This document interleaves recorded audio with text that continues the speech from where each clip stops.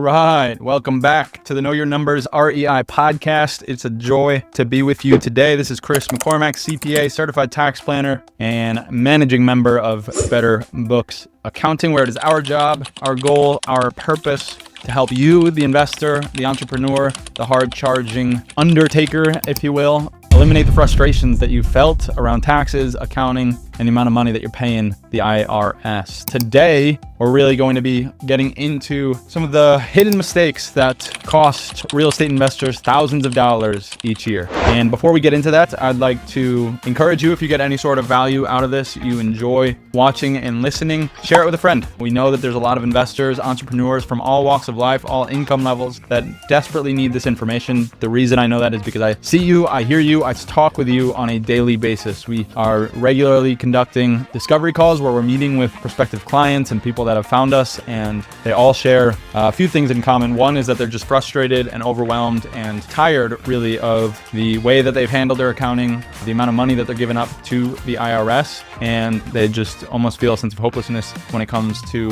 how they can solve it. And so if that's you, if that's someone you know, please do us a favor, reach out and share it with people that might fit that profile. So all that being said, let's jump into it. Did you know that the average real estate investor loses thousands of dollars each year simply by overlooking hidden tax saving opportunities? Today, we'll dive into some of the most common tax mistakes and how you can avoid them to keep more of your hard-earned money. You'll hear about real clients that we've worked with who were once tired and had that hopeless feeling that I talked about and transformed. They have since transformed the way that they run their business, run their investments, run their profit generating machines to save on tax, to keep more money in their accounts. And it's through these hidden tax saving opportunities as well as maybe a few others, but there are so many people that struggle with just these few things that we needed to have this conversation. As a real estate investor, you likely got into the industry for the returns. You heard that real estate was a cash producing,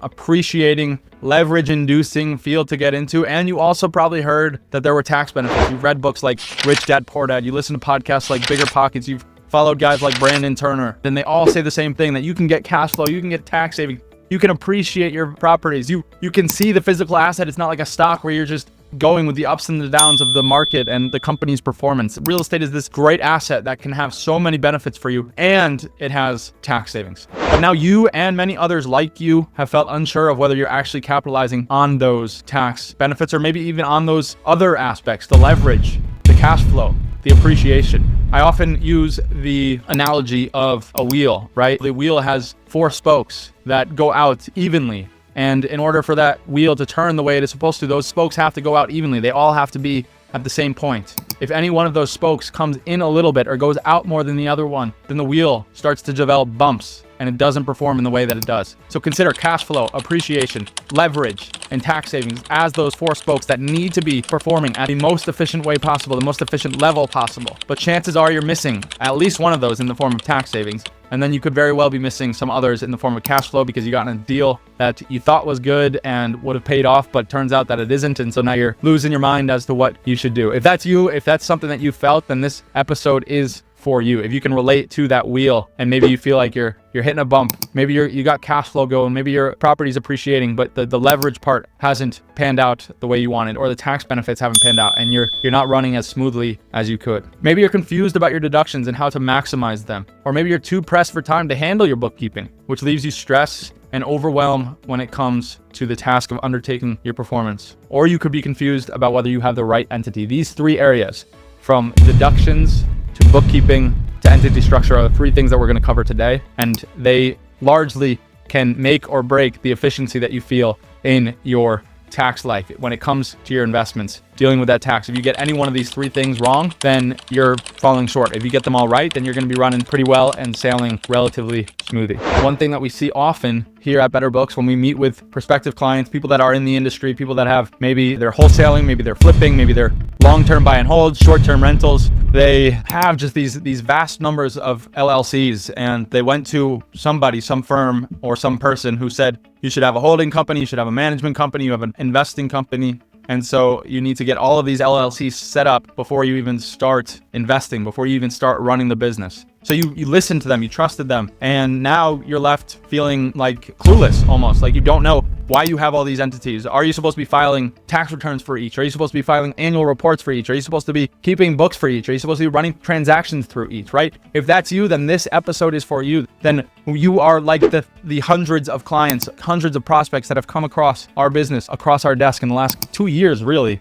I mean, we've been around for coming up on 4 years. We're 3.5 years into this thing. But really the past 2 years is when we really started to see the influx of prospects, and they all share these same things. So you're not alone. In fact, we have a new client. We'll say his name is James. All right. James has 5 rental properties. They were all in their own entity. And then he also has a brokerage business. So he's selling real estate. He manages people who also sell real estate. He came to us and he was just utterly confused about how everything was set up. He felt like 5 LLCs between the 4 properties and his brokerage might have been too much, but he also heard that there was liability protection, and he knew that that was something he valued, but he also didn't think he was getting all of the benefits when it comes to write-offs and how you handle your money and the most tax efficient way to operate. And so he met with us, and it wasn't long after our hour-long conversation that we realized, yeah, that you're dealing with a lot. You have these 5 entities set up, spread across different locations, different industries, different partners, and a lot of them aren't really run the best that they could possibly be. And so he hired us, and we've been working with him. We just had a tax planning discussion where we talked about some things that he can do with certain LLCs and other things he can do with his S Corp and other things that he can do just on sheer write-offs that he wasn't maximizing on. And now he has a game plan for all of 2025 on how we're going to pay the lowest amount in tax possible. We're going to take this burden off of his shoulders. He's going to pay lower amounts in 2024 because of some strategies, just little shifts that we're able to do. Obviously, that leaves him with some peace, some confidence. He feels like he can scale up his portfolio. He feels like he can maintain his brokerage and just have more peace of mind and time to travel and spend with his family. Like, these are the people that we work with. They are one way before they get to us, and then they're a completely new person by the time that we're done with them, just a few months later. And this can be the same story that you write for yourself if you just do these few things. The truth is that for most investors, you guys are working your butts off. You've gotten to a certain level of success, this level of investing that you're at, or maybe you're just a wholesaler or a flipper or a real estate agent. You've gotten to the place that you're at because you've worked really hard to generate income, to buy properties, to find deals, to reach out to investors, to smile and dial, to knock on doors, to get boots on the ground, right? You do so much, and more money than you need to be paying to the government is being taken out of your account every year, if not every quarter, because you don't have a game plan for how to handle it all, right? If you don't get these things done properly, you're going to overpay. Okay, so we talked about the wheel, and if you have these 4 things in your real estate business going well, depreciation, cash flow, leverage, and tax benefits, then things are running smoothly. But if it's not, then things aren't running smoothly. Another way of looking at it is if you don't have a tax strategy, if you don't have your bookkeeping handled, if you aren't set up properly from an entity structure, it is literally like trying to run a business in 2025 using software from 2015, right? Do you know how much has changed in the past 10 years? I mean, 15 years ago, the iPhone was just coming out. I think 2007, so maybe closer to 20 years, the iPhone was coming out. And so if you're trying to run a business the same way that you were running it in 2007, things have drastically changed, right? The markets have completely changed. The tax law has completely changed. The technology has completely changed. And that's what so many people are doing. Maybe you're not outdated in that way, but you're working inefficiently because you don't have the right entity. You don't have the max amount of write-offs. You don't manage your money in a tax efficient way using certain accounts in one business or other accounts in another business, or maximizing depreciation on the right properties, right? Maybe you do cost segregation, but you're choosing the wrong properties, or you do cost segregation, but you don't even qualify for the benefits. So you're shelling out money for these engineered studies, and then you find out that you still owe the same amount of taxes that you would have. Had you done a different strategy, you would have saved the money that you paid the engineer and saved on taxes, because there are ways to save on tax, even if you don't qualify for all of these real estate benefits. So when it comes to running your business, your real estate business in a tax efficient manner, right? Graduating to the level of business that you need to be at 2025 as opposed to 2007 or 2015.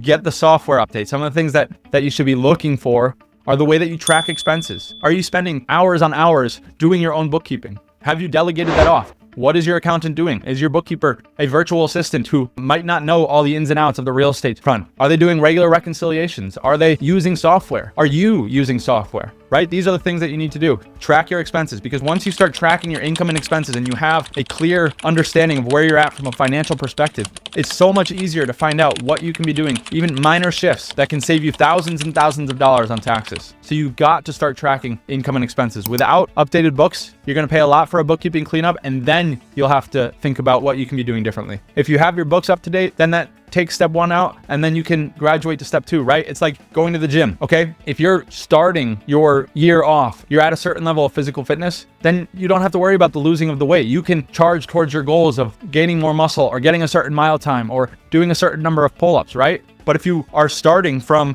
a level that is 50, 100 pounds overweight, well, first things first, you have to find out how to shed that weight, and then you have to set some physical goals, right? It adds another layer of complexity, adds another layer of challenge. And that's why so many people don't lose the weight, is because they see that, okay, in order to get to the number of pull-ups that I want to do, I first have to lose 50 pounds. And that's hard for them. And so for you as a business owner, if you're thinking of it in the way that you would think about working out, right? The first thing that you have to do, the shedding of 50 pounds, get your books in order. Track your income and expenses. Don't come with a box full of receipts, right? Come with a picture perfect profit and loss statement, income and expense report. And once that's done, then we can look to save on tax. And if that's too much for you, then hire somebody, hire us. We're happy to come alongside you and catch your books up. We've done this for clients. We just had a client. It was a husband and wife. They had a bookkeeper. They were outsourcing it to a bookkeeping firm. And they came to us for tax planning, and we go in, and their past 2 years of books are all whacked out. So we had to get them caught up, and now we have to amend tax returns. But the good thing is that now that we got them caught up, we know that when we go to amend 2023 tax returns, they're going to pay 0 in tax because of what we were able to do in the cleanup. And now we can consider 2024 and 2025. And so that's exactly what we're doing. So the first thing you need to do is get your books in order, track your income and your expenses. The second thing is to leverage depreciation, okay? Cost segregation is a go-to hot topic around these parts, maybe even less so than it was 2 years ago when bonus depreciation was around. But the leveraging of depreciation is something that every real estate investor and entrepreneur needs to consider, right? When people on Instagram and TikTok and all these social medias say, go out and buy a car or a truck of a certain weight, what they're telling you to do is leverage depreciation. Now, I'm not telling you to go get a loan so that you can buy a $60,000 truck and get a $40,000 write-off and save $10,000 on taxes. No, I'm not telling you that. But I'm saying consider the way that you're depreciating. Are you doing it straight line 27.5 years over the whole property price? Probably. If you haven't had a tax planner, you are probably doing that. And if that's the case, you're overpaying. Are there pieces of equipment that you can be leveraging to utilize depreciation in a much more efficient manner, right? This is all about efficiency, guys. And so once you get the income and expenses in order, once you start tracking and you can see where you're at from a profit perspective, the next thing to do is consider depreciation. Real estate is king of depreciation. That's why so many people say there's tax benefits, but there's so many more tax benefits than you even thought if you just make a few shifts with how you manage your assets. And the third thing is to choose the right entity structure, okay? I point you back to that client that we have who had 5 entities. Turns out that he actually had the right entity structure. Now, he wasn't doing everything he could be doing in those entities, but it was a good thing. He had peace of mind and more confidence as a result of just getting clarity on, like, yeah, you're running in the right direction when it comes to your entities. Okay, so we need to do that. But there are a lot of people who don't have the right entity structure. You're overpaying $15,000 for every $100,000 you make because you don't have the right entity structure. Or maybe you have a property in an S corporation, and if you made a few shifts on the ownership, you would end up paying capital gains tax even though you didn't sell the property. Those are risks that you're undertaking if you don't have the right entity structure. So when it comes to running your portfolio in a tax efficient manner, 3 things that you should be doing right off the bat: get your income and expenses in order, leverage depreciation, and choose the right entity structure. If you're in wholesaling, if you're in flipping, if you're in private money lending, if you're in short-term rentals, if you're in long-term rentals, if you're in build to rent, if you're in build to sell, all of those have different needs when it comes to entity structure and income and expense categorization. So make sure that you're doing this properly. And if you're not, or if you're worried you're not, then reach out to a qualified tax advisor, somebody who's specialized in the real estate industry, because you don't want to turn out like those clients who had somebody who wasn't necessarily specialized in the real estate industry, and their books, which they've prepared tax returns on for the past 2 years, are all whacked out. All right. So here's your challenge. Take 30 minutes this next week to review your tax strategy. Look at your expenses, your entity structure, and ask yourself, Are you leaving money on the table? If you're not sure, reach out to a tax professional. Again, a qualified tax professional who specializes in real estate. Now we're at tax season, so I would tell you don't wait until tax season, but now that it is tax season, now is the time. Don't waste time. Don't go on extension and incur a bunch of interest and penalties and then end up filing your taxes too late. Like, no, get it set up now. And again, if you're unsure, reach out to us. We're happy to help. We're taking on new clients for this year, tax planning and tax preparation. I know that tax planning might not be the most exciting part of real estate, but it's one of the most powerful ways to grow your wealth. You can take control of your taxes. You can unlock the true potential of your investments. You can avoid those bumps in that wheel, right? It's one of the 4 pillars of a strong and successful real estate portfolio. All right, until next time, God bless you and keep moving forward. I trust this was a valuable episode. We'll talk to you soon.